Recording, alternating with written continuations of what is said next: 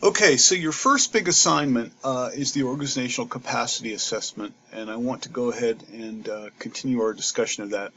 Gave you a little bit of an introduction in the first module, but I thought we'd spend a little time and talk about it in a little more depth today. Again, where does this fit in? It's due October 9th. This is 25% of your grade. Understand again that this is a fairly significant part of the final program proposal as well. So what you're doing in here is all really, really important information. And you're not just doing this for the heck of it. You're doing this as part of this overall program proposal you're doing at the end of the class. So the purpose of this assignment is to determine the capacity of your organization to seek new funding to expand its services through a grant. Again, most of the content is descriptive, and the descriptive content may go more or less directly into your proposal. And we'll take a look at the full assignment rubric. But there are a few points I want to make. These are very important. First of all, when you collect your data, you want to use real data from a real organization. So what does that mean? That means you are going to have to do some research. Now, this research can be as simple as going online and finding web pages or policy manuals or strategic plans that have been made available to the public. You may also talk to people at your organization. You may ask questions. I encourage you to do this if you have the wherewithal to do that, and to access as many of the documents that you possibly can that are necessary to address this. It can be things like internal reports. They can do things like program evaluations. They can do things, again, like your policy manual. Any or all of those can be useful sources, but sometimes it just comes down to asking people. So you want real data for a real organization.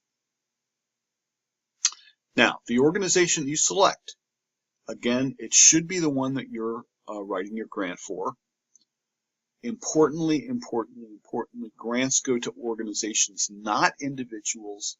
So when you write your grant and when you write this paper, do it in the third person as if it's reflecting the entire organization. I do not want to see I or me in this anywhere. You'll get points off for that. No. You can use we because you are part of the organization, but I do not want to see I or we anywhere. It can be any organization, but the nonprofit 501c3 or similar are the best choices. Again, if you work for one that's a for-profit organization, that's fine, but it is a little bit better. Primarily because if you do this for real, grant money more often comes to nonprofit organizations than for-profit organizations. So you want to sort of get in that mindset. And if you don't have an organization, let me know. I can work with you on that. Okay, so what goes into this? Really, there are sort of four themes, if you will. A description of the organization, we'll look at that in a second. A description and structure of the services of the organization. A description of the organization's relationship to its environment. Those are all pretty much descriptive. They are informational categories that should be written down somewhere, or you should be able to get from a discussion with somebody. The final one, analysis of the organizational ability to adapt and function, is your own personal thinking. But I still want you to write it in third person because I want to get you used to that. When you do your grant proposal, those first three categories are the kinds of things that you will want to put in your proposal. The last one, the analysis, is not. This is something that is between you and me, the old expression, you and me and the lamppost. So I want this information to only be in the paper that you write for me. However, those other categories will go more or less intact into your proposal. Now let's take a look at the actual questions. So we're looking for a 5 to 7 page report that includes the name of the organization, the mission and vision, the goals and objectives, the legal auspice, whether it has a strategic plan, and what are the organizational goals. All of those things should be publicly available data. There shouldn't be a problem with any of those. If you don't know about the legal auspice, ask somebody at your organization. Most of you, again, could be either nonprofit, for-profit, or government. A description of the structure and services of the organization. So you want to get some information about the history, its client population, the services and program that it offers, administrative structure, staff, how many staff members work. Now this one, we're going to do a little bit of a narrowing process here, because the first category, the basic description, and the second category will largely speak to the organization as a whole. So let's take, for example, an idea of a hospital. You work for a social services unit within a hospital. These first couple of categories, you can talk about the whole hospital organization itself. However, the third category, and particularly the fourth category, now you want to start narrowing it. This will make your life a little easier. You want to start narrowing it to the actual department that you are going to be writing this grant for. You're not really writing the grant for the entire hospital. You may be, but probably not. More likely, you're writing it just for the social services unit. For those of you that are in CYS, you have many, many, many, many units. The first couple of those categories can speak to the whole CYS. But now we want to narrow it down to the department or unit that you are writing this proposal, or eventually going to write this proposal for. So you want to have a picture of the whole organization, but you also want to have some very specialized information, which this third category kind of deals with, that speaks to your unit. Okay? So this description of the organization's relation to the environment. So your unit, what niche does it fill? What does it do for the community? Are there other organizations that provide the same services?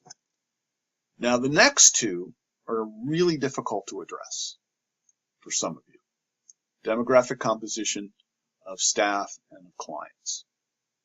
Now, your organization may or may not have that information, and your organization may or may not make it available. If you have it, and if it's available, include it in your report. If you don't, in this last one, an analysis of the organization's ability to optimally function, adapt to change, this could be a limitation or a challenge facing the organization. They may have a service, but they may not know who they're giving it to. They may have staff. Well, of course, they're going to know what their demographics are of staff, but you may not know. If it is not possible to find these things, or if they're not collected anywhere, that's fine. You don't have to report it. But you ought to report the fact that it's not being collected, because that is a limitation. That is a challenge. So, again, big picture, basic description of the existing services, those things you should be able to get without any effort at all. Perhaps the organizational chart might be a little bit difficult, but do what you can with that. If you can't find one, you can't find one. This idea of the organization's relation to the environment. You can talk about the niche. You can talk about some of the other services. That stuff should be commonly available.